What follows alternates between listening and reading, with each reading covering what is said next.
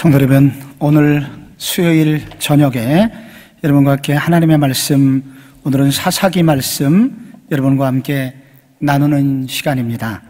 여러분, 사사기 성경을 잘 읽으셨나요?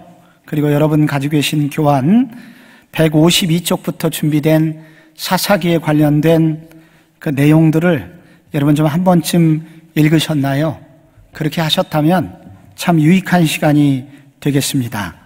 그러나 혹시 그렇게 하지 못하신 분들이라도 우리 지금 이 시간이라도 조금 집중해서 여러분께서 이 부분을 함께 공부하신다면 오늘 하나님께서 이 시대에 우리 가운데 또 꼭 필요한 말씀을 주실 거라고 생각이 됩니다. 자, 이제 강의를 시작하려고 그러는데요. 여러분, 1960년대까지 캄보디아라고 하는 나라가 우리나라보다 잘 살았다는 사실을 여러분 알고 계신가요? 1960년대 필리핀에서 우리나라에 원조를 보내줬습니다. 그런데 30년이 지나고 40년이 지난 후에 여러분, 두 나라는 어떻게 되었을까요? 오늘날 우리가 어떻게 되고 있습니까? 경제적으로만 보면 비교도 안 되게 잘 살고 있습니다, 우리가. 근데 예를 들자면 캄보디아라는 나라는 한 나라만 생각해 보면 그 나라는 우리나라보다 더 많은 자원과 그리고 좋은 환경을 가지고 있음에도 불구하고 왜 이렇게 경제적으로는 뒤처진 나라가 되었나? 그것은 1975년도 그 나라에서 있었던 내전 때문이었습니다. 이 공산 정권이 들어서면서 사람들을 죽였는데 3분의 1, 250만 명, 300만 명 가까이를 죽였습니다. 그거를 영화로 만들어졌죠. 킬링 필드라고. 사람을 죽여가지고 이 들판에다가 이 인종학살을 해갖고 무더기로 쌓아놨습니다. 한 지역의 그 넓은 초원이 시체로 뒤덮일 만큼 많은 사람이 죽었는데 그때 죽은 사람의 대부분이 누구였냐면은 배운 사람들이었습니다. 그래서 모든 지식인들을 죽인 거예요. 그래서 누가 지식인인지 구별이 안 될 때는 안경 쓴 사람, 그리고 손이 좀 고운 사람, 볼펜을 만져서 가운데 손가락이 휜 사람, 기타 친 흔적이 있는 사람 등등의 이와 같은 사람들을 식별을 해갖고 전부 다 죽여버렸습니다. 그래서 지금도 캄보디아는 여러 가지 많은 부분에서 우리나라보다 뒤처져 가고 있는데 그것은 이와 같은 인재들이 죽었기 때문에 미래 세대가 성장할 수 있는 그 씨가 다 말라버렸기 때문에 어려움을 겪게 되었다고 합니다. 우리가 무슨 일이든지 그렇습니다. 우리가 지금이 중요한 것이 아니라 우리가 20년 후, 30년 후가 더 좋은 나라, 더 좋은 공동체가 되려면 그 미래 세대가 준비가 되어 있어야 합니다. 미래를 준비하지 못하면 결국은 몰락하게 되는 것입니다. 우리가 요즘 어느 드라마를 보든지 텔레비전을 보게 되면은 이 천주교 신부들에 관해서는 굉장히 좋은 이미지로 부각이 되어 있습니다. 드라마마다 나쁜 사건은 전부 다 교회와 목사들하고 연결이 되어 있고 좋은 일들은 성당하고 신부하고 연결이 되어 있습니다. 실제 모든 사람이 개개인이 그렇겠습니까? 그렇지는 않은데도 불구하고 이와 같은 일들이 진행되는 이유가 뭘까요? 1980년도 중반경에 이 캐톨릭은 기독교의 4분의 1 정도 수준의 밖에 교세가 매우 약했습니다. 위기감을 느낀 김수환 추기경이 주교단을 불러 모았다고 그래요. 시내의 한 호텔로. 그래서 이 앞서가는 개신교 그리고 많은 사람들이 요즘 웬만하면 교회 다니는 이런 대세를 꺾고 천주교가 다시 부흥하려면 어떻게 되겠느냐? 그래서 그들이 세 가지 전략을 세웁니다. 그 중에 한 가지 전략이 이 복지에 올인하게 되는 것입니다. 두 번째가 언론과의 관계입니다. 어떻게 언론 속으로 들어가고 사람들 속으로 들어갈 것이냐. 그래서 그들 가운데 이제 이 좋은 언론인들을 발굴하고 그들과 좋은 관계를 맺게 되고, 그리고 그들 속에 이 사회인들을 매료시키기 위해서 이혜인 수녀와 같은 이 좋은 작가들을 발굴하기 시작했던 것입니다. 그 결과 30년 후에 이렇게 달라지게 된 거예요.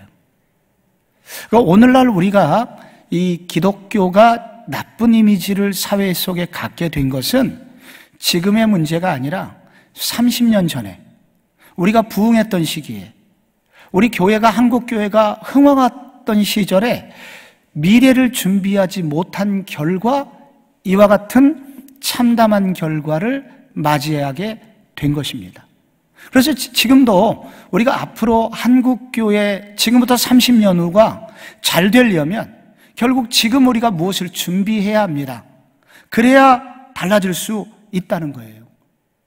오늘 우리가 그 주제를 여러분하고 오늘 사사기에서 다루려고 합니다. 여러분, 사사기 앞에 지난주에 배웠던 성경책이 있죠? 뭐였습니까? 아유, 잘하셨어요. 지난주에 우리는 여호수아를 공부했습니다. 여러분, 그 여호수아에는 주제가 전쟁이 나오고, 그 다음에 승리가 나오고, 땅의 분배가 나옵니다.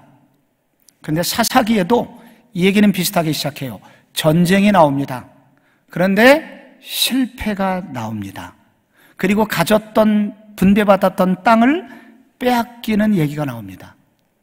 그래서 우리는 여호수아의 승리의 분위기에 도취되었다가 이 사사기에서 갑작스러운 분위기 반전 때문에 당황하게 됩니다. 한마디로 여호수아의 별명은 저는 승리의 책이다, 이렇게 말할 수 있고, 사사기의 별명은 실패의 책이다. 저는 이렇게 이 두 책을 별명을 붙이고 싶어요. 왜 이런 일이 생겼을까요? 우리가 연대를 조금 생각을 해보면, 여러분, 출애굽의 연대가 BC 1446년입니다.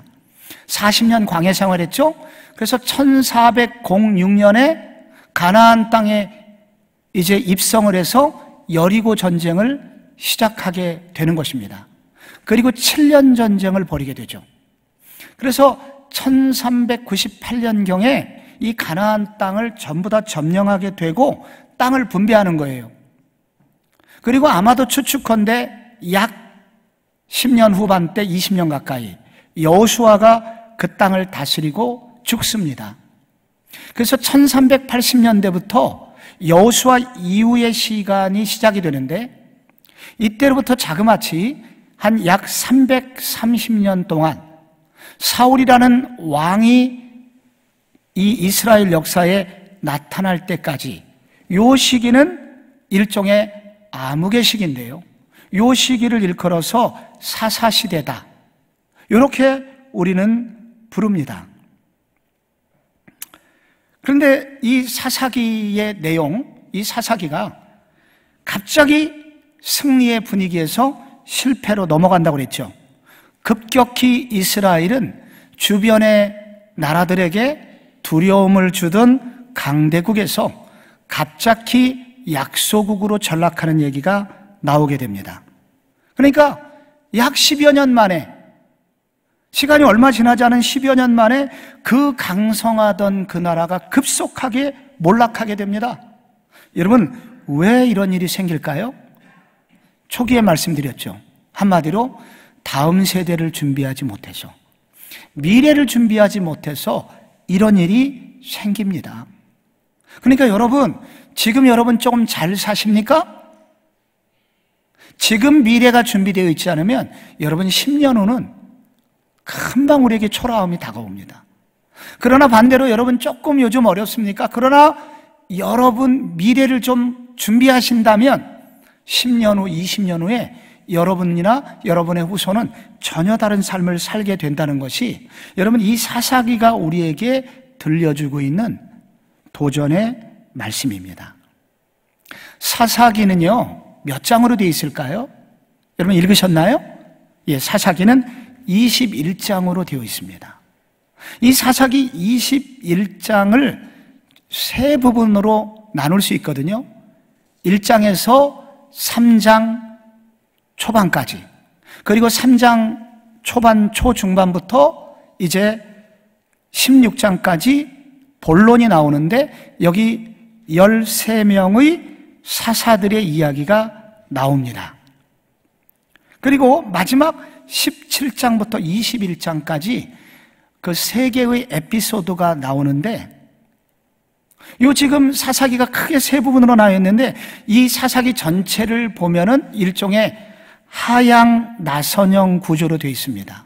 하양 나선형이라는 것은 위에서부터 이제 나선형이 돌아오는데 밑으로 내려갈수록 줄어드는 형태, 회오리 바람의 반대 모습이 하양 나선형 구조입니다. 이건 일종의 용두사미 구조라고 그래요. 그러니까 처음에 시작은 조금 그래도 괜찮았는데 뒤로 갈수록 중간이 약해지고 마지막이 아예 약해지는 이런 용두사미 구조로 돼 있어요. 그래서 사사기 초반만 해도 그래도 괜찮았습니다.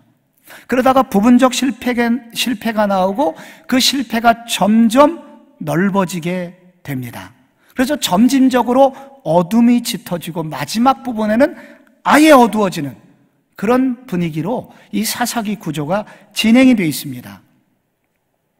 여러분, 오늘은요, 이게 성경대학 시간이라는 게 이 부분적으로 공부하는 것도 좋지만 여러분 전체적인 개념과 이렇게 전체적인 분위기, 구조를 익히는 게 매우 중요하거든요. 그래서 사사기가 세 부분으로 되어 있다고 그랬죠? 1장, 2장, 3장 초반. 이게 일종의 서론 역할을 합니다. 서론의 굉장히 중요한 구절이 2장 15절에 나와요. 2장 15절을요, 여러분께서 가능하시면 성경을 한번 찾아보실래요? 사사기 2장 15절. 제가 너무 이렇게 미리 성경을 찾아가지고 자막에 띄워줬더니 어린이 예배 드리는 것 같아요. 이런 것을 이유식 목회라고 그러는데 그냥 떠서 그냥 입에 넣어주면 안 되겠다고 생각이 됩니다. 그래도 이미 찾아놨지만 여러분 2장 15절 한번 보세요. 성경을 직접 찾으시면 더 좋아요. 가정에서도 빠르게 성경을 한번 찾아보세요. 2장 15절 같이 한번 읽어볼까요? 성경 시작. 그들이 어디로 가든지 여호와의 손이 그들에게 재앙을 내리시니 곧 여호와께서 말씀하신 것과 같고 여호와께서 그들에게 맹세하신 것과 같아서 그들의 괴로움이 심하였더라. 아멘. 거기 뭐라고 나와요? 그들이 어디를 가든지 어떻게 됐습니까? 여호와의 손이 그들에게 재앙을 내리셨다. 여러분, 이게 어디서 좀 많이 보신 구절이에요. 여호수아 1장 9절에 보면 여호수아에게 하나님이 뭐라고 약속하십니까? 자막에 나오죠. 내가 어디로 가든지 내 하나님 여호와가 함께할 것이다. 내가 어디로 가든지 옛날에는 이겼어요. 어디를 가든지 하나님께서 이기게 하셨어요. 근데 지금 뭐라고 나옵니까? 어디를 가든지 여호와의 손이 그들에게 재앙을 내리세요. 하나님 왜 그러시지? 이전에 하나님의 손은, 하나님의 능력의 손은 늘 이스라엘 편이었습니다. 축복의 손이었습니다. 근데 이 사사기에 들어와서 여호와의 손이 갑자기 뭐가 됐습니까? 재앙이 돼버린 거예요. 왜 그렇게 됐을까요? 왜 그렇게 됐을까요? 이유는 이스라엘 백성들이 한마디로 뭐 하지 않았기 때문에, 순종하지 않았기 때문에 그렇게 됩니다. 여러분이 이 사사기 1장 19절을 보시면요, 이런 구절이 나와요. 빨리 1장 19절 한번 가보시겠어요? 거기 보시면 여호와께서 유다와 함께 계셨으므로 그가 산지 주민을 쫓아내었으나 골짜기의 주민들은 철병거가 있으므로 그들을 쫓아내지 못하였으며, 여기 무슨 얘기가 나오냐면은 절반은 유다 지파가 싸웠어요. 열심히 싸웠는데, 그러나 싸울 수 있는 데는 싸웠지만은 질 것 같은 곳은 싸우지를 않았습니다. 요걸 뭐라고 그러냐면은 영적인 나태라고 그래요. 갑자기 이스라엘 백성들이 여호수아 시대하고 다른 게 영적인 나태가 그들에게 찾아왔습니다. 그리고 1장 30절을 보시면 조금은 당황스러운 구절이 나옵니다. 거기에 스불론이라는 지파가 나와요. 이 스불론은 지파가 스불론은 기드론 주민과 나할롯 주민을 쫓아내지 못하였으므로 가나안 족속이 그들 중에 거주하면서 노역을 하였더라. 여기 보시면요, 노역을 시키기 위해서 그 지역에 있는 원주민들을 쫓아내지 않습니다. 경제적인 이득을 위해서 쫓아내지 않는 거예요. 그리고 또 하나 보시면 3장 6절과 7절에 보시면 그들의 딸들을 맞아 아내로 삼으며 자기 딸들을 그들의 아들들에게 주고 또 그들의 신들을 섬겼더라. 그렇게 말씀이 나옵니다. 그래서 여러분, 이게 왜 중요하냐면요, 여호수아 11장 14절 15절을 여러분 잠깐 보실까요? 이 성읍들의 모든 재물과 가축은 이스라엘 자손들이 탈취하고 모든 사람은 칼날로 쳐서 멸하여 호흡이 있는 자는 하나도 남기지 아니하였으니 여호와께서 그의 종 모세에게 명령하신 것을 모세는 여호수아에게 명령하였고 여호수아는 그대로 행하여 여호와께서 모세에게 명하신 모든 것을 하나도 행하지 아니한 것이 없었더라. 여러분, 여호수아는 어떻게 했습니까? 모세에게 명하신 것을 다 행하였는데 모세에게 뭐라고 하셨습니까? 너희들은 그 땅에 들어가거든 호흡이 있는 자는 남기지 말고 전부 다 그들을 도륙해라. 그 이유가 있어요. 지난번에 그 이유는 말씀드렸습니다. 이거는 인간적인 전쟁이 아니라 성전, 거룩한 전쟁이기 때문에 여호수아는 모세 율법을 철저히 지켰어요. 그러나 어떻게 됐습니까? 이 사사기 앞부분에 보니까 그 초기의 정신, 그렇게 싸웠던 여호수아, 철저히 싸웠던 갈렙의 정신은 사라져가고 그들은 무슨 이유 때문인지 싸움을 중단하기 시작했고, 그리고 또 나중에는 경제적인 이득을 위하여 그렇게 사람들을 종으로 부려먹기 위해서 남기게 되는 부분적 순종만 하게 되었다는 거예요. 그 결과 이렇게 서론에 보면은 이렇게 순종하지 않는 이스라엘 백성들의 모습이 나옵니다. 본론이 있죠. 큰 구조를 보면은 이게 서론이고 큰 구조로 보면 본론이 나와요. 본론은 3장부터 16장입니다. 여기 사사기의 주인공 사사들이 나옵니다. 여러분, 이 사사기에는요 총 13명의 사사가 나옵니다. 그런데 여기에 대사사가 있고 소사사가 있어요. 대사사는 덩치가 큰 사람이 아니라 분량이 많이 나오는 사람들, 이거를 사사기 대사사라고 하고, 분량이 조금 나오시는 사사를 소사사라고 이름을 짓는데요. 예를 들자면 여러분께서 사사기 3장에 보시면 3장 마지막 부분에 3장 31절에 아나세 아들 삼갈이 소모는 막대기로 블레셋 사람 600명을 죽였다. 그리고 이스라엘을 구원하였다. 라는 삼갈이라는 사사가 나옵니다. 여러분이 사사기 10장을 읽어보시면은 사사 돌라가 나오고, 그 다음에 그 이후에 3절에 사사 야일이 나오고, 이렇게 우리가 좀 익숙하지 못한 사사들이 나오는데, 이 사사기에는 그러니까 작은 분량을 가진 사사들이 나오게 되는 거예요. 그런데 이제 아무래도 사사기에는 좀 분량이 좀 많은 사사들을 우리는 익숙합니다. 오늘도 이제 그런 부분을 몇 사람 보려고 그러는데, 온니엘, 에훗, 드보라, 기드온, 아비멜렉, 입다, 삼손, 이런 사사들이 성경에 나옵니다.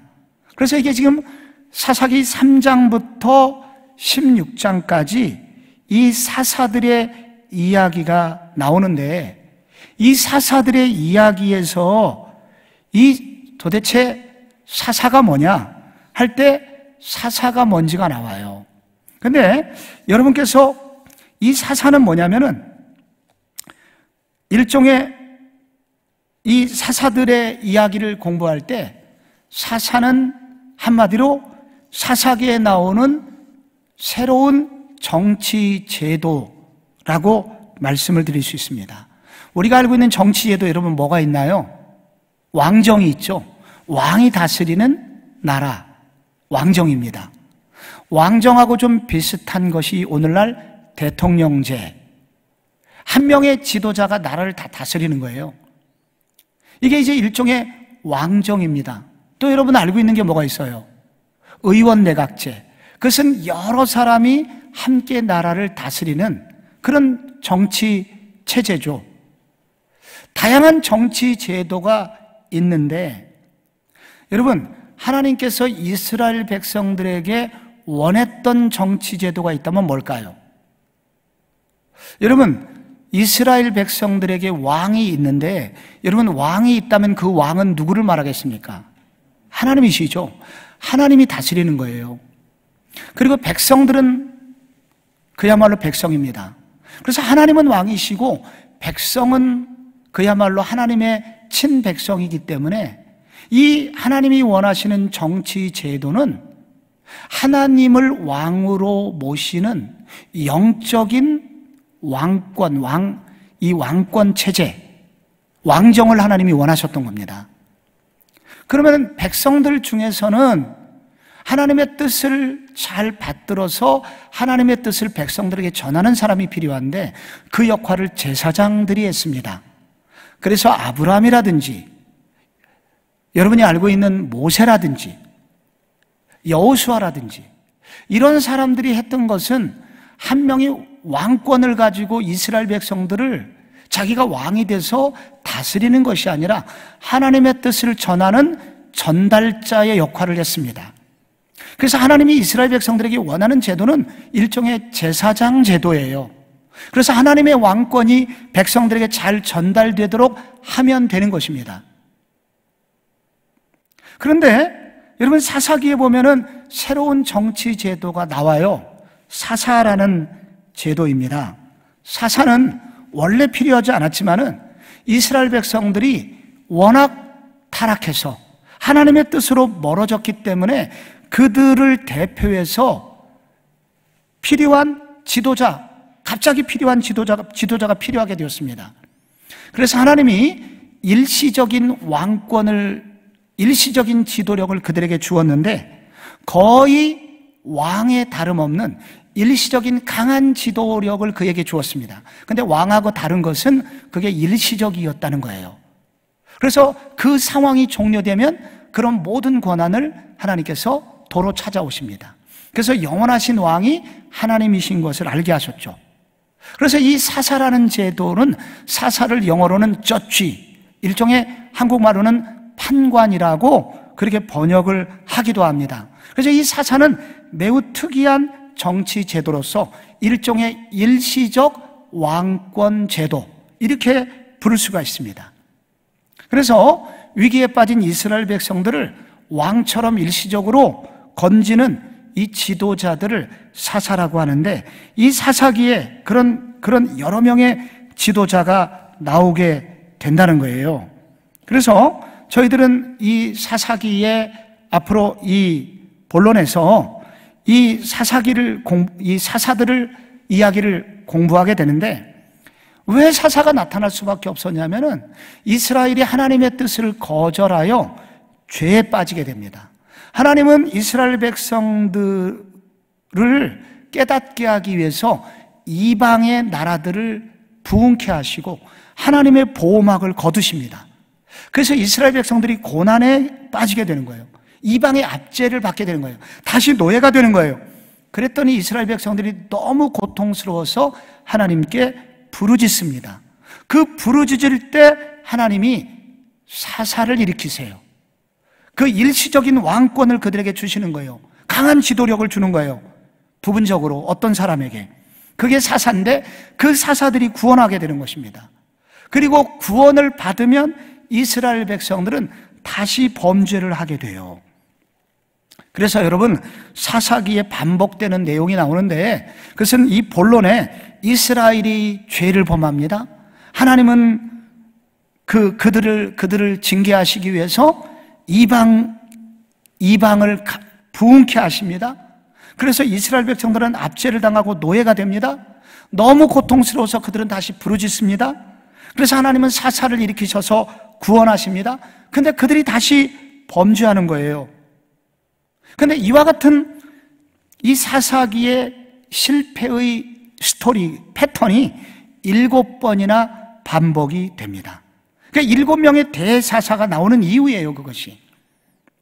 이들이 한두 번 그렇게 했으면, 정신을 차렸으면 얼마나 좋았겠습니까마는, 그리고 또 여기에 나오는 사사들이 하나님의 뜻을 온전히 순종하면 얼마나 좋았겠습니까마는, 이스라엘 백성들도 하나님의 은혜를 잃어버리고 여기에 쓰임받는 사사들조차도 뒤로 가면 갈수록 이 온전치 못한 삶을 살아서 하나님의 징계를 받고 결국 이스라엘은 깊은 암흑 속에 빠지는 이야기로 사사기가 맞춰지고 있습니다. 이제 그 이야기를 여러분들하고 잠시 후에 요 일부분을 여러분하고 공부를 해보려고 합니다. 마지막 결론부가 있어요. 이 사사기의 결론부에 3개의 에피소드가 나와요. 여기 굉장히 중요한 이 사사기의 그 삶을 알 수 있는 이야기가 나오는데, 사사기 17장에 보면은 미가라는 사람의 가정 이야기가 나옵니다. 에브라임 지파 하면은 이스라엘을 대표하는 지파 2개가 있어요. 남쪽에는 유다, 북쪽에는 에브라임 지파예요. 이 지파에 미가라는 사람의 엄마와 아들 이야기가 나옵니다. 근데 그 집에서 갑자기 돈 30억이 없어집니다. 엄청난 돈이 없어져요. 근데 나중에 보니까 아들이 훔쳐갔습니다. 그래서 엄마가 막 이리 찾고 저리 찾고 범인을 찾는데, 그때 미가라는 아들이 엄마 내가 훔쳤어요. 그래서 그때 엄마가 훔친 것을 자백한 자체로 너무나 엄마가 감동을 해가지고 어머니가 아들을 위해서 우상을 만들어서 우상을 통하여 이 아들을 축복해 줍니다. 여러분, 어떻게 해야 돼요? 여러분이 아들이 돈을 훔치면 어떻게 해야 돼요? 물론 자백한 것은 잘했지만은, 자백을 했으면 어떻게 돼요? 하나님 앞에 철저히 회개시키고 앞으로 그렇게 되지 않도록 가르쳐야 되는데, 우상을 만들어서 축복을 해줘요. 그때 취직을 못하고 방황하는 레위 지파 사람 한 명이 있었는데, 그 사람이 마침 나그네로 지나가고 있었는데 그를 데려다가 집안의 제사장으로 삼습니다. 이제 집안의 교회를 만들게 된 거죠. 그래서 이 사사기 17장의 내용은 무슨 내용을 담고 있냐면은, 이 사람들의 모습이 어떤 모습이냐면, 교회는 다녀요. 그런데 내용은 자기 멋대로 삽니다. 그래서 하나님을 섬기게 하는 것이 아니라 우상을 섬기면서도 자식에게 축복 기도를 해주는 엄마의 모습이 나와요. 그리고 자기 집안에 우상제단을 만들어 놓고 레위지파 제사장을 제사장으로 섬기면서 가정제단을 쌓는데, 여기서 뭐가 나오냐면, 교회는 자기들 오늘날로 말하면 불편하면 언제든지 신앙을 팔아먹는 이 실용주의 신앙이 여기에 등장합니다. 그래서 이 사사기 후반부 이 미가의 가정 이야기를 보면은 이 시대의 사람들이 자기 멋대로 신앙생활을 하고 있다는 사실을 알게 됩니다. 그리고 사사기 18장에 나오죠. 여기 사사기 18장에는 이 단이라는 지파의 사람들이 그 자기가 분배받은 땅에서 정착을 하지 못하고 쫓겨나게 됩니다.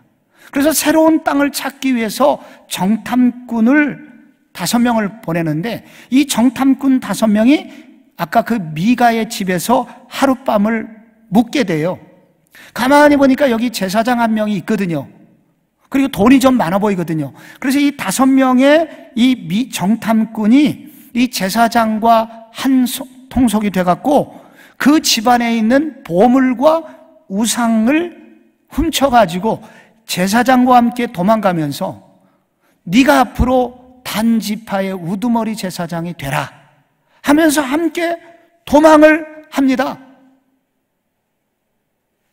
그래서 이들은 지금 무슨 일이 벌어지고 있냐면은 그들이 하나님의 정직, 하나님의 백성이 기본적으로 가져야 되는 정직, 거룩, 이것은 다 잊어버렸고 우리는 제사장만 있으면 돼.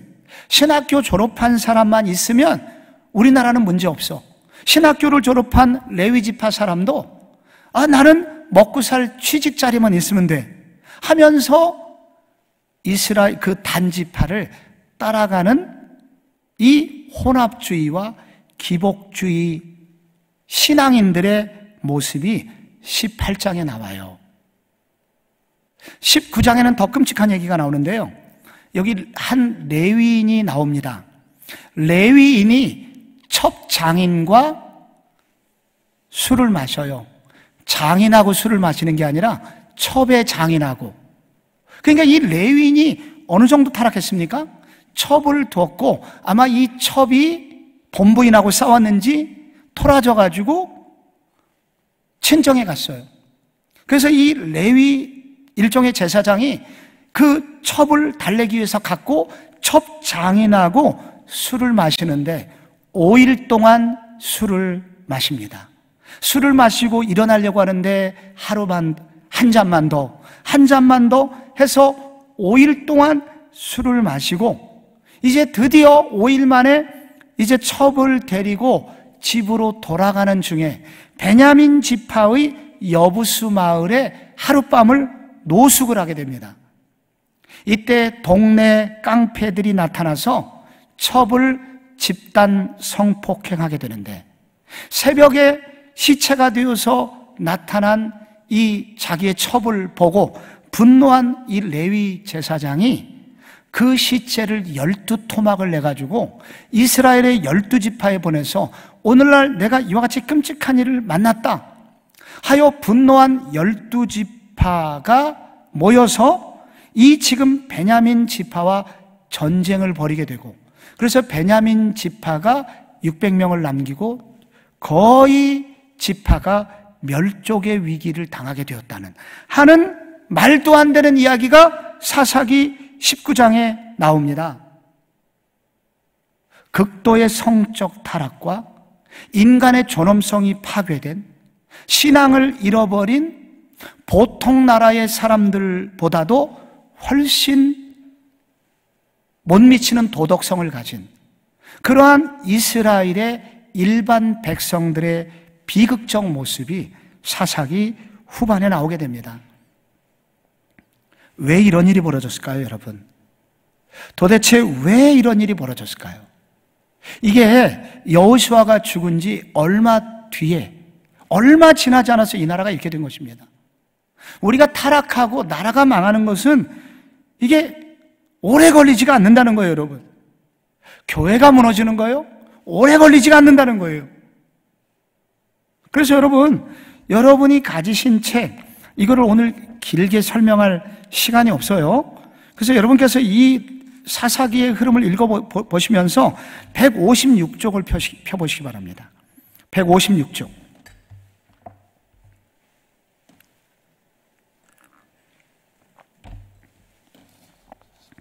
급격한 몰락의 원인이 나옵니다. 왜 이 나라가 이렇게 도덕적으로, 왜 이 나라가 경제적으로, 왜 이 나라가 군사적으로 갑자기 이렇게 몰락하게 되었나? 첫 번째, 무엇을 저버렸기 때문에? 방금 말씀드렸죠. 무엇을 저버렸기 때문에 이렇게 됐을까요? 한마디로 언약, 율법, 모세에게 하나님께 주셨던 모세오경, 모든 이스라엘 백성들의 생활의 지침이 되었던 이 모세의 율법, 언약을 저버렸어요. 여러분, 신명기 7장 2절에 뭐라고 하나님께서 말씀하셨습니까? 그들과 어떤 언약도 하지 말 것이요 그들을 불쌍히 여기지도 말 것이고 그들과 혼인하지도 말라. 그러나 이스라엘 백성들은 이 모든 것들을 잊어버렸습니다. 하나님의 언약 잊어버렸습니다. 하나님의 언약 다 날아갔어요. 방금 우리는 1장에서 확인했습니다.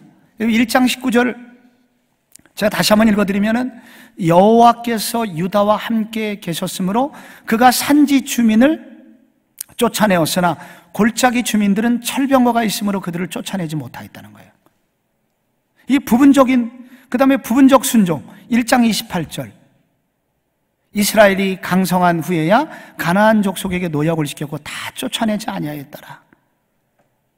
그래서 하나님이 쫓아내라고 싸워서 쫓아내라고 그랬는데 그들은 끝까지 싸우지를 않았고 결국은 조기에 전쟁을 중단함으로 말미암아서 결국은 실패하게 된 것입니다. 이것은 마치 오늘날 여러분 우리가 예수를 믿으면 우리 안에 성령님이 들어오시죠.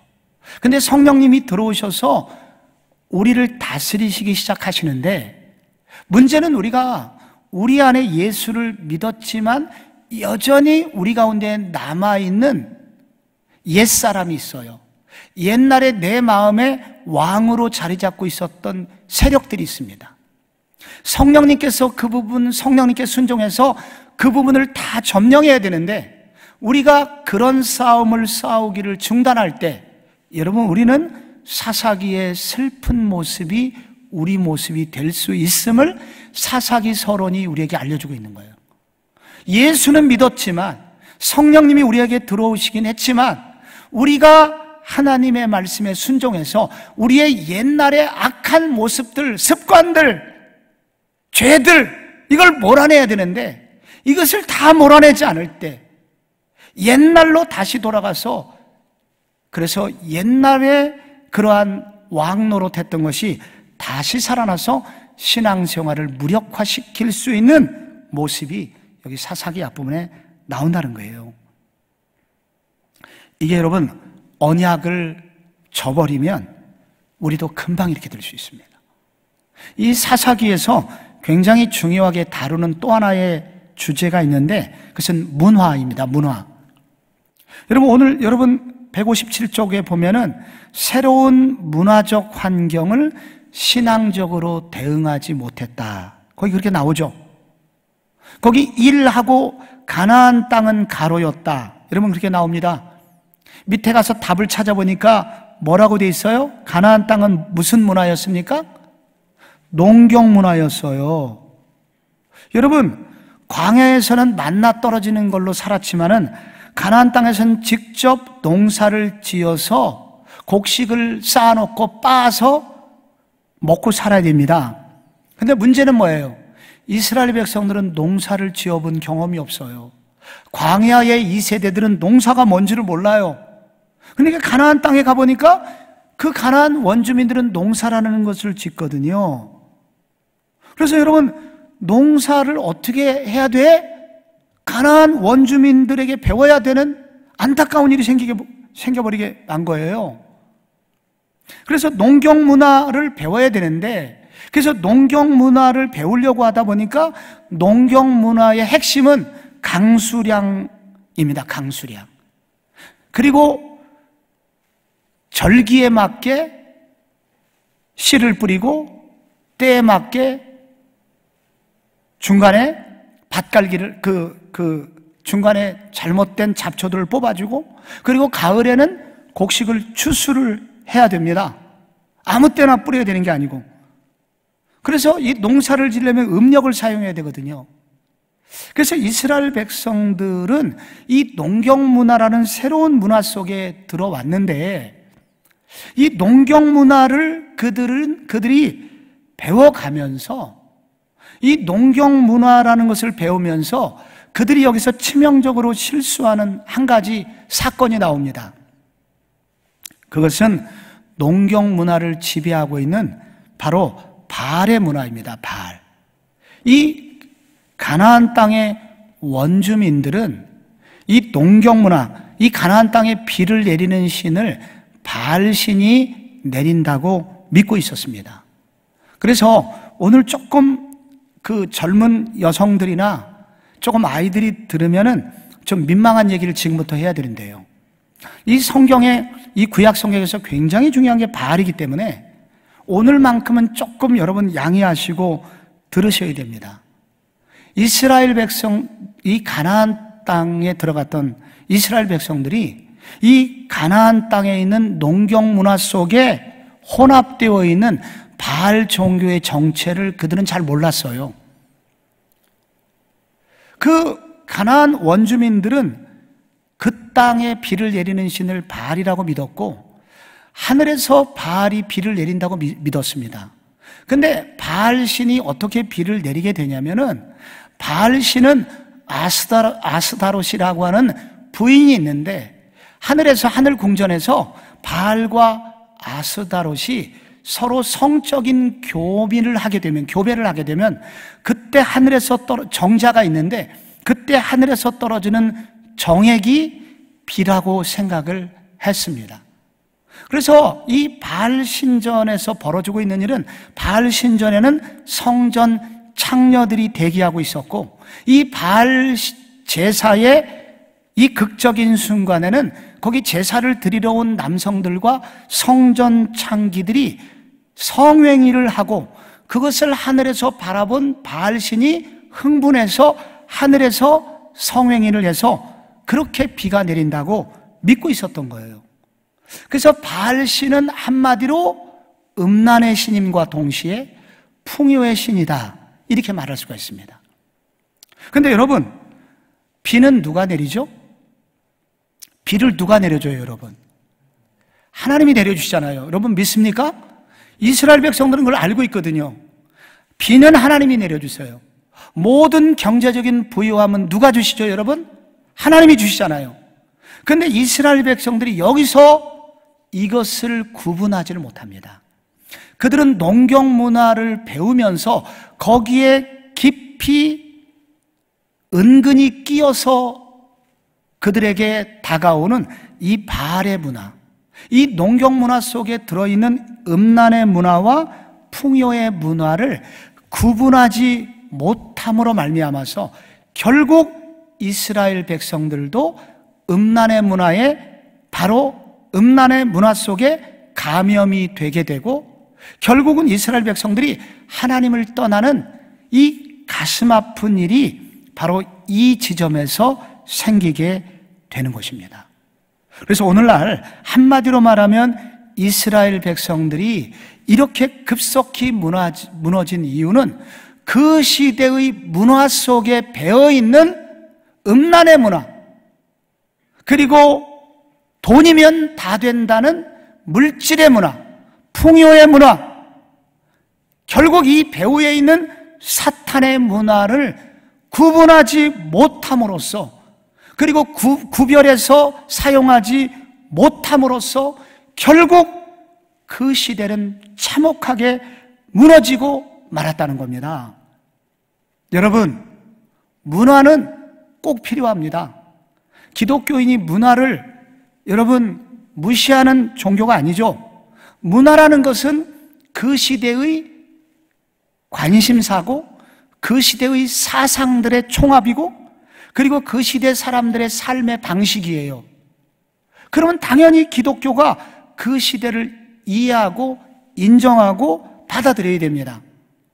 그러나 문제는 그 문화 속에 함께 숨겨져 있는 이 사탄의 문화, 그 속에서 하나님을 반대하는 이 기독교 반역의 문화를 구분해내야 되는데 이것을 구분하지 못할 때 이렇게 참혹한 아픔을 당할 수 있다는 것입니다.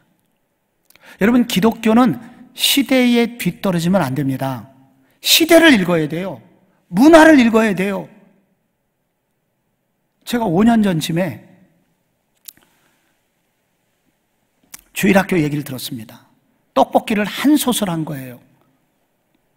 얼마나 열심히 준비했겠어요. 근데 아이들이 시큰둥한 거예요. 그래서 선생님이 시험에 들었습니다. 아이들을 막 비난합니다. 요즘 절대로 먹지 말아야 되는 커피가 라떼예요, 라떼. 라떼는 말이야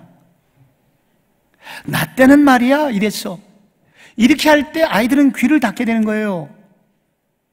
여러분, 우리가 가난하던 30년 전에는 떡볶이를 만들어주면 흥분의 도가니고 감격의 도가니였지만은 지금은 애슐리 가도 아이들이 실망을 해요. 호텔 뷔페쯤 데리고 가야 애들이 조금 감동을 할까 말까입니다. 30년 전에는 우리가 가난의 시대였지만은 지금은 풍요의 시대란 말이에요. 시대가 바뀌었어요. 그래서 이 시대 속에서 아이들이 무슨 생각을 하는지 우리는 좀 고민을 해야 되죠. 기독교는 문화와 함께 가야 됩니다. 이 시대를 읽어야 돼요. 그런데 문제는 뭐냐면 이 시대를 읽어야 되는데 이 시대 속에서 바로 하나님을 반역하는 반역의 문화를 구분해낼 줄 알아야 된다는 겁니다. 요즘 우리가 동성애에 관해서 우리가 의식을 갖고 있잖아요. 교회 다니는 사람들은. 근데 여러분, 점점 한국 사람들이 이 동성애에 대한 생각이 여러분 옹호하는 쪽으로 많은 사람들이 바뀌고 있는 거 여러분 느끼시죠? 왜 이렇게 됐습니까? 누군가 인권을 강조하는 이야기를 계속 흘리는 겁니다. 성의 다양성에 대해서 계속 유출하는 것들이 늘어나는 겁니다. 그리고 교과서를 바꿔가지고 교과서의 성은 인간의 선택이다 하면서 원래 남자와 여자로 만들어져 있지 않다, 인간은 원래 그렇게 구성되어 있지 않다 하면서 우리가 알지 못하는 새로운 교육, 새로운 가르침이 계속 학습이 되게 되니까 이 다음 세대의 생각의 덩어리들이 휙휙 바뀌면서 그렇게 학습되어진 아이들은 5년 후, 10년 후에 다른 종자의 아이들이 바뀌게 되는데, 이런 일들이 바뀔 때 이 반기독교적인 문화, 하나님의 뜻에 어긋나는 그런 문화에 대해서 파악하고 이것을 치료하려는 사람들이 없을 때 여러분, 결국 교회는 심각한 아픔을 당하게 된다는 겁니다. 이것이 이제 문화에 대한, 앞으로 우리가 구약 성경, 이 구약 이스라엘 백성들이 결국 망했던 이유가 바로 이 바알 종교, 바알의 문화, 이 농경 문화 속에서 스며들어온 이 사탄의 문화를 구분하지 못함으로써 가슴 아픈 일을 당했다는 거, 여러분께서 앞으로 두고두고 공부를 하실 겁니다. 또 하나 이유가 체험 없는 후세대예요. 체험 없는 후세대. 다음 세대를 준비하지 못한 건데, 이 2장 10절에 보면은 그 후에 일어난 다른 세대는 여호와를 알지 못하더라. 다른 세대가 일어났는데 이 다른 세대는 한마디로 고난을 모르는 세대예요. 전쟁을 경험하지 못한 세대예요. 그래서 여호수아 시대와 그 시대를 알았던 이 이전 세대하고는 전혀 다른 세대, 다른 종자들이 나타나게 됐다는 거예요.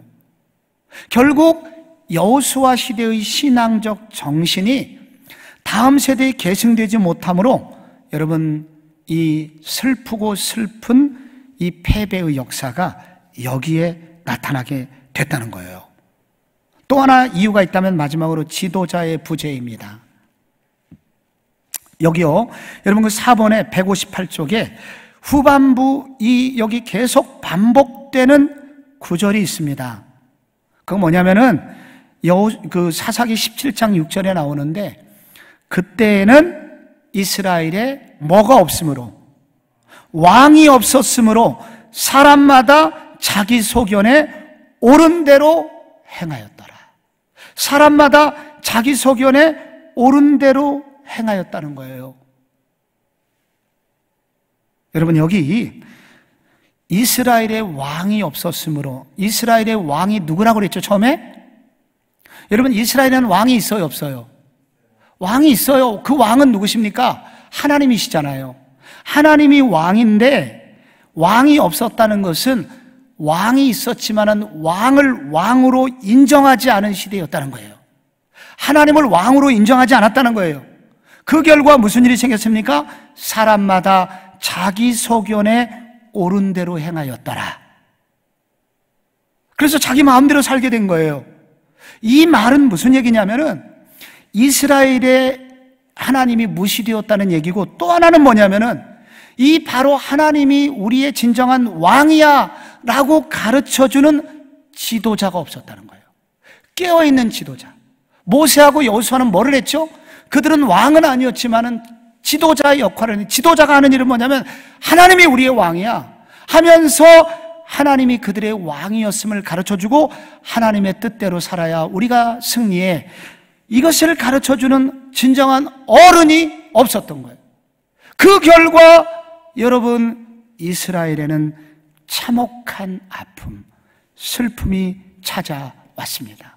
만약에 이 시대에도 모세와 여호수아처럼 하나님이 우리의 왕입니다, 하나님의 언약으로 돌아가야 우리 삽니다 라고 깨어있는 지도자, 우리가 이것을 가르쳐주는 지도자가 교회에도 있을 뿐만 아니라 가정에도 이런 분이 있다면 그 가정은 결코 무너지지 않을 것이다.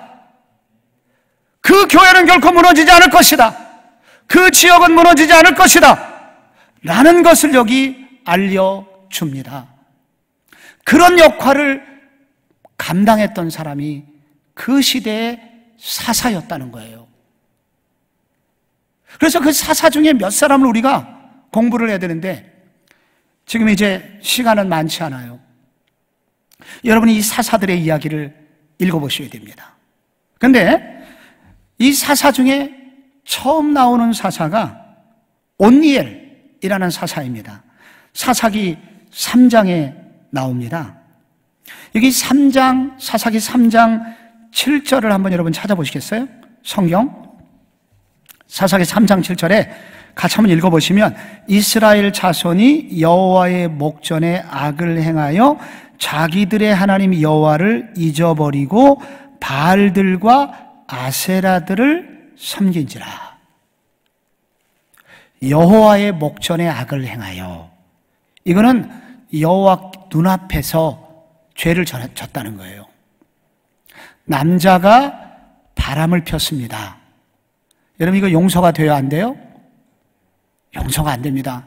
자매 여러분, 이거 용서가 안 돼요. 근데 이 남자가 그 여자를 데리고 집에 들어와요. 여러분 생각해 보십시오. 이 남자가 얼마나 뻔뻔한지, 나가서 바람을 펴요. 이것도 나쁜 일인데 이 남자가 그 여자를 데리고 집에 들어와요. 더 뻔뻔한 거는 자기의 침실로 데리고 들어가요. 이런 또라이가 바로 사사시대의 백성들이었다는 거예요. 여기 지금 여호와의 목전에, 여호와의 목전에는 그런 뜻이에요. 여러분, 하나님은 어떻게 하셔야 됩니까? 이렇게 죄를 짓는, 이렇게 음란하게 바알신을 섬기는 이스라엘 백성들을 여러분 어떻게 해야 됩니까? 이스라엘 백성들이 바람이 났잖아요. 하나님의 언약을 배반하고 바알신을 이렇게 음란하게 섬겼잖아요. 하나님이 견디다 못해 하신 일이 뭐예요? 8절에 메소포타미아 왕, 여호와께서 진노하셔가지고 메소포타미아 왕 구산 리사다임의 손에 파셨으므로 이스라엘 자손이 구산 리사다임을 8년 동안 섬겼다는 건데, 구산 리사다임의 뜻은 2배로 악함이라는 뜻이에요. 보통 악한 사람이 아니라 엄청나게 악한 사람을 일으키셔갖고 이스라엘 백성들을 8년 동안 이스라엘 백성들이 종노릇 한 거예요. 마치 애굽에서 종노릇 하듯이. 너무 고통스러워서 이스라엘 백성들이 어떻게 했습니까? 9절에 보니까 이스라엘 자손이 여호와께 부르짖음에 드디어 그들은 기도를 생각해요. 아, 우리가 잘못했구나. 드디어 그들은 회개를 하는 거예요. 드디어 눈물을 흘리는 거예요. 하나님, 우리가 잘못했습니다. 죄를 회개하는 거예요. 여러분, 웬만해서 인간이 회개하지 않는 것을 여기서 우리는 보게 됩니다. 8년 정도 죽을 고생을 하니까 그때 하나님 생각하는 거예요. 아, 우리가 죄인이구나. 우리가 잘못했구나. 그때 비로소 그들은 회개 기도를 하는 거예요. 그러니까 우리가 코로나19 3달 갖고는 우리가 안 되는 거예요, 지금. 웬만해서 우리 회개 안 해요. 웬만큼 여러분, 우리가 고난을 겪어갖고 회개하지 않는다니까요. 8년 정도 고생하니까 그때 회개를 하잖아요. 그때 하나님이 하신 일이 뭐죠? 9절에 부르짖음에 이스라엘 자손을 위하여 한 구원자를 세워 그들을 구원하게 하시니 그는 곧 갈렙의 아우 그나스의 아들 온니엘이라. 그때 온니엘이 일어나는 거예요. 10절에 여호와의 영이 그에게 임하셨으므로 그가 이스라엘의 사사가 되어 나가서 싸울 때 메소포타미아 왕 구산리사다임을 그의 손에 넘겨주심에 온니엘의 손이 구산리사다임을 이기니라. 그 땅이 평온한 지 40년에 그나스의 아들 온니엘이 죽었다. 여러분, 이런 얘기가 나오잖아요. 모두 다 타락했는데 그 시대에 별처럼 나타난 한 사람이 있었어요. 남은 자가 있었어요. 그 누굽니까? 온니엘이라는 사람이었던 거예요. 이 지도자는 일시적인 왕권, 강력한 권한을 하나님이 그에게 주셔갖고 그 시대 사람들을 모세처럼 여호수아처럼 그 짧은 시간이지만 그들을 하나님 앞으로 인도했던 바로 사람, 그런 역할을 한 사람이 바로 사사라고 불리우고 첫 번째 사사가 바로 온니엘이었다는 거예요. 여러분, 이 시대도 아무리 어렵지만은, 아무리 어둡고 타락했어도 여러분, 이와 같이 온니엘과 같은 사사 같은 사람이 있으면 그래도 소망이 있다 하는 것을 우리에게 알려줍니다. 근데 여러분, 이 온니엘이라는 사사의 특징이 나오거든요. 여기 이 사람이 왜 이렇게 하나님께 그렇게 어두운 시대에도 이렇게 아름다운 쓰임을 받는 지도자가 있었냐면, 이 사람 나올 때마다 따라다니는 단어가 있어요. 누가 나옵니까? 갈렙이 나와요. 갈렙. 이 사람 주변에 갈렙이 있었어요. 그러니까 이 온니엘이라는 사람은 우리가 잘 모르죠. 근데 온니엘이 갑자기 나오는데 이 온니엘이 이렇게 쓰임을 받은 이유는 갈렙이 배후에 있었다는 거예요. 한마디로 그의 멘토가 있었어요. 갈렙이라는 멘토가 있었어요. 갈렙이 어떤 사람입니까? 여러분, 갈렙이 그 정탐꾼으로 12명으로 갔을 때 하나님 믿음의 눈을 가지고 하나님의 말씀이 약속을 하셨기 때문에 이제 우리는 얼마 후에 저 땅을 하나님 우리에게 주실 거야 하는 믿음의 눈을 가진 사람이 갈렙이잖아요. 그리고 그 후로부터 40년, 45년이 지나서서 85세 때도 다른 사람들은 다 좋은 땅 평야지대 달라고 그러는데 저 산지를 달라고, 45년 전에 내가 수치를 당했던 저 땅 내가 정복하겠다고 안악자손하고 싸운 사람이 갈렙이잖아요. 끝까지 믿음을 지켰던 사람. 그래서 우리가 여러분, 멘토의 중요성이 여기 있습니다. 여기 지금 우리가 이 갈렙이라는 인물이 그의 멘토가 되어서 그를 지도해 줬기 때문에 이 사람은 열심히 갈렙을 카피하라고 따라다녔다는 거예요. 그랬더니 어느 날 하나님이 그를 써주셨다는 거예요.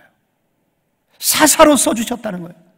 그리고 어둠의 시대에 소망의 사람이 되었다는 거예요. 조금 오래된 얘기인데 제가 옛날에 텔레비전을 보다가 감동이 된 한 가지 사건이 있었는데, 유명한 코미디언 심영래라고 있습니다.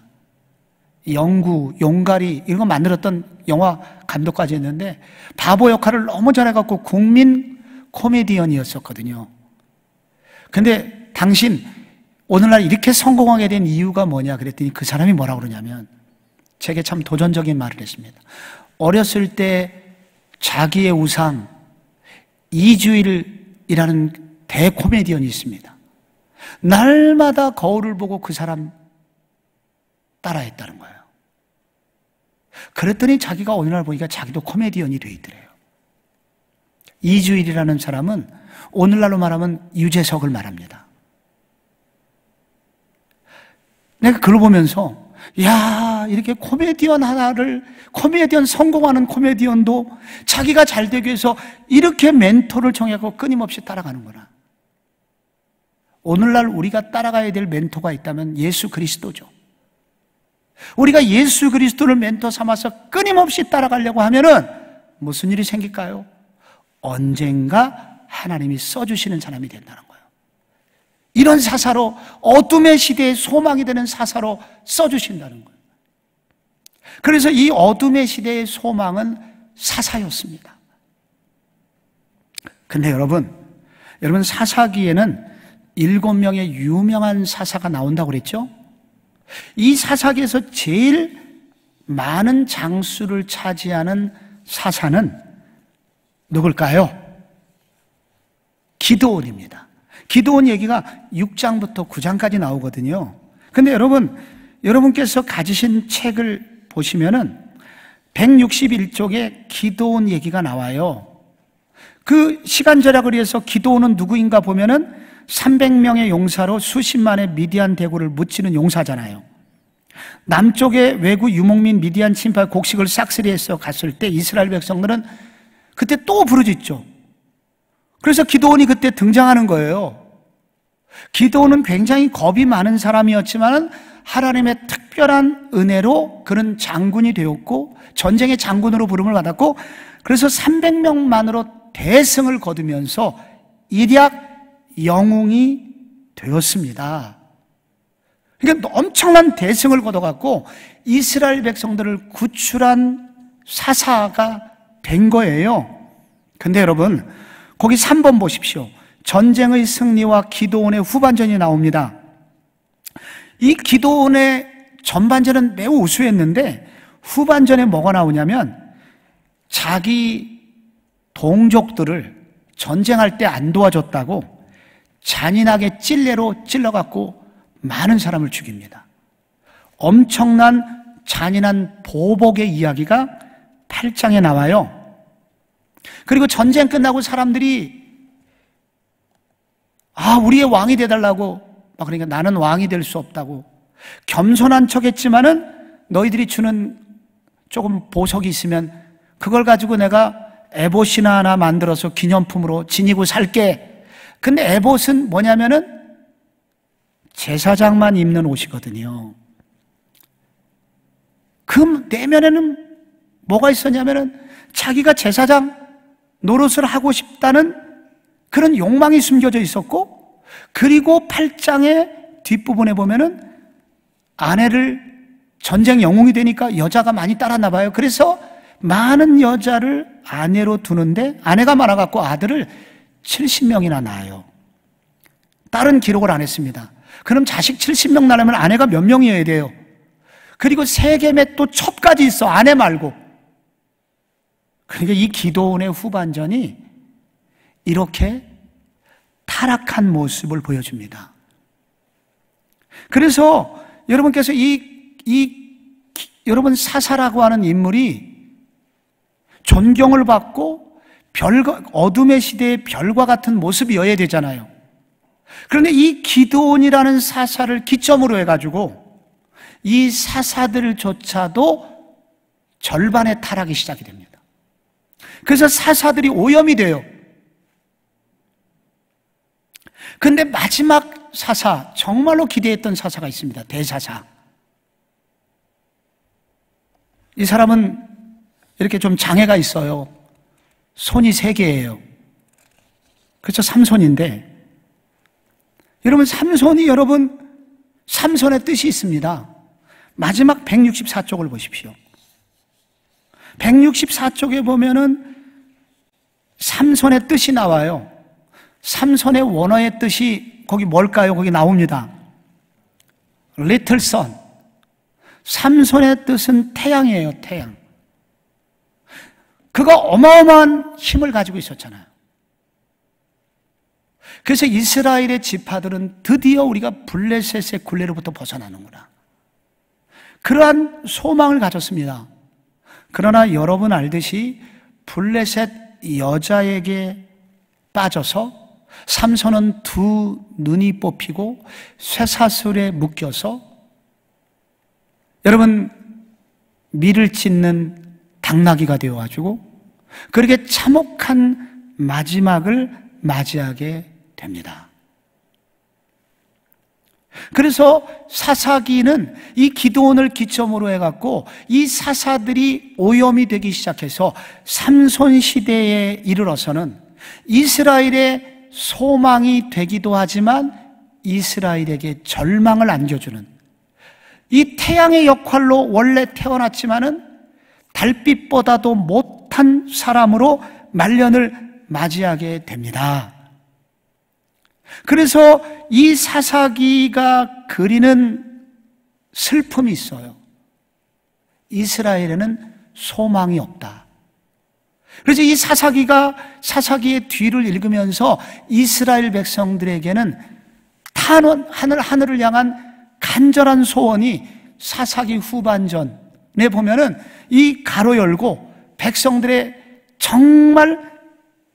눈물과 기도 제목이 하나 있는데, 우리에게 진정한 사사는 누구인가? 우리에게는 언제나 진정한 사사가 올 것인가? 라는 그들의 내면의 소원이 자연스럽게 생기게 됩니다.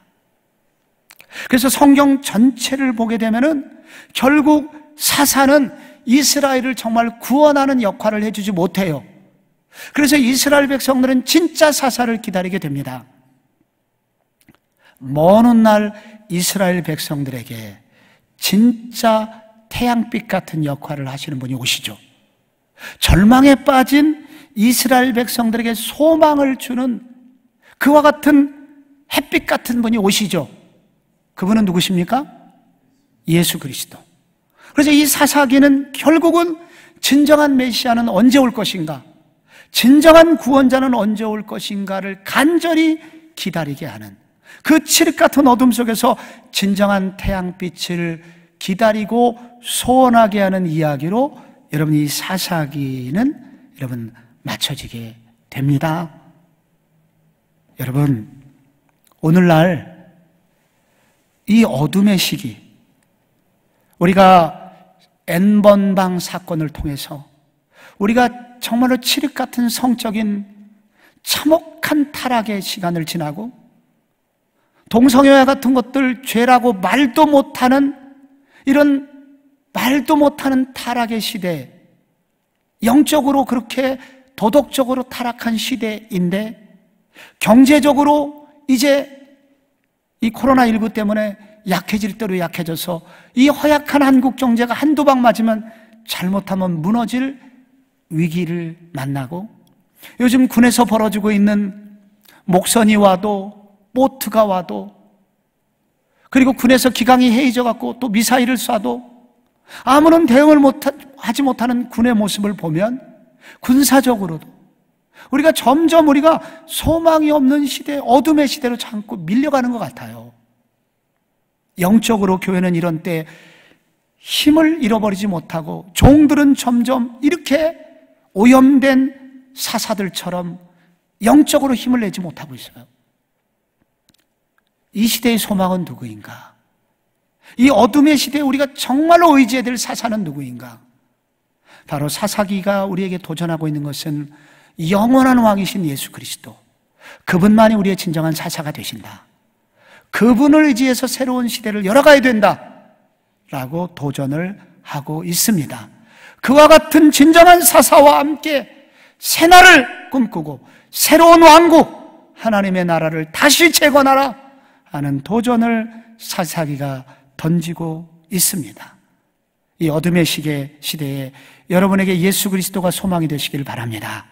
그 예수 그리스도와 함께 새로운 하나님의 나라를 일으키시기를 꿈꾸는 그런 모든 성경대학 학생들 되시기를 축원합니다.